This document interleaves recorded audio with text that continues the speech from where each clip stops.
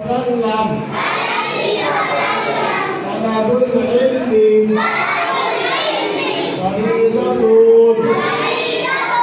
على كل مسلم حديث شريف الأرض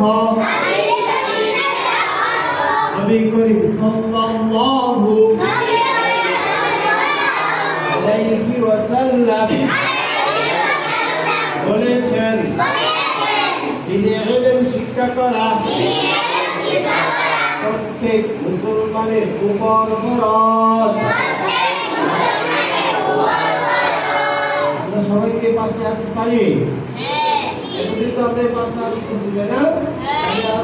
সামনে কি আবার একটা হাদিস শিখতে পারলাম না? নতুন একটা হাদিস শিখবো আজকে, ঠিক আছে? সবাই আমার সাথে বলেন 6 নম্বর হাদিস শরীফ। قال النبي صلى الله عليه وسلم قل آمنت بالله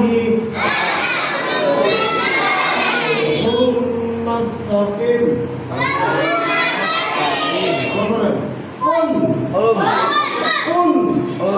আমরা সূরা ক্লাস করি না, সবাই পারেন ক্লাস, এটা হলো কোন বললো, এখানে বলতে হবে কোন কোন আমানতু বিল্লাহি সুম্মা ইসতাকিম। হাদিস শরীফের অর্থ নবী করিম সাল্লাল্লাহু আলাইহি ওয়াসাল্লাম বলেছেন তুমি বলো আমি ঈমান আনিলাম